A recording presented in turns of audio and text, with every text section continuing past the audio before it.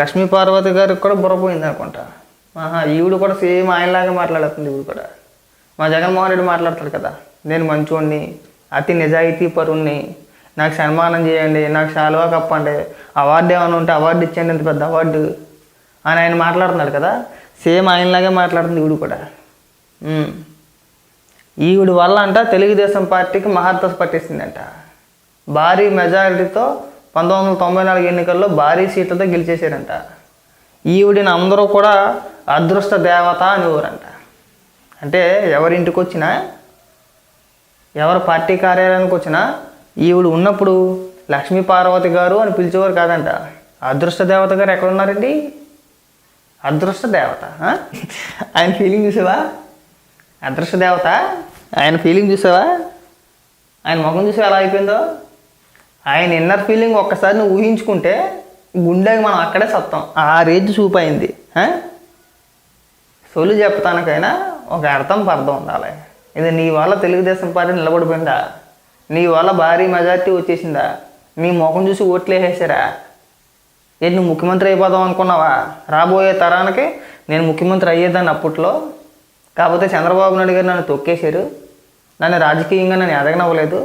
ఒకవేళ నేను ఎదిగితే ఆయన నేను ఎక్కడ తొక్కేస్తానని చెప్పేసి చంద్రబాబు నాయుడు గారు భయపడిపోయారు, అందుకని చెప్పేసి నన్ను తొక్కేశారని చెప్పి మాట్లాడుతుంది ఈ అదృష్ట దేవత, లక్కీ దేవత.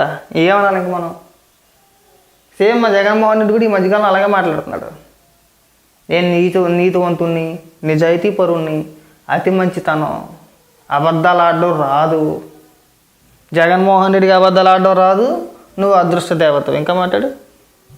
ఇంకా సేమ్ రొటీన్ ఇంకెప్పుడు ఉండేది. కుటుంబ బంధాలు,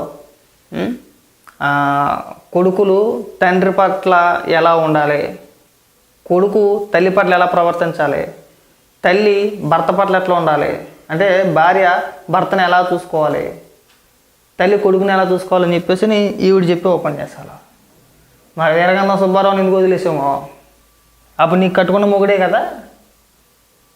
నీ కన్న కొడుకు ప్రస్తుతానికి డాక్టరు, పేరు చెప్పంలే, మళ్ళీ ఒకవేళ పేరు చెప్పినా కానీ ఆయనకి నా మూసి, ఆయనకి సిగ్గు చేయటు.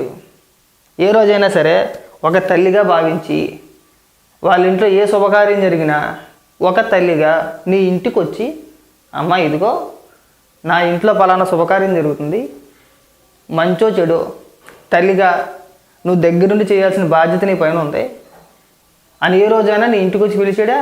నీ కన్న కొడుకు ఎవ్వరు వద్దు.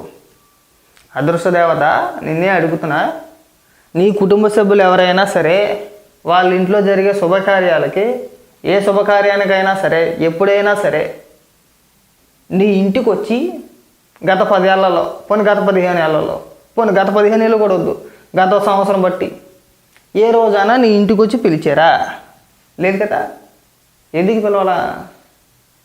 నీ గురించి మాకంటే నీ కుటుంబ సభ్యులకి ఎక్కువ తెలుసు.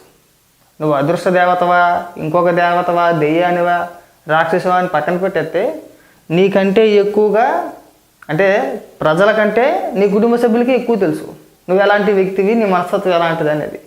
నువ్వు ఇక్కడికి వచ్చి పాఠాలు చెప్ప మాకు.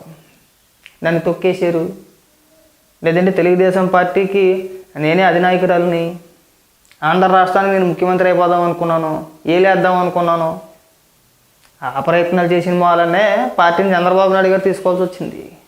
నువ్వు ఆ ప్రయత్నాలు అప్పుడే మొదలుపెట్టావు. ఆ విషయం అందరికీ తెలిసిందే.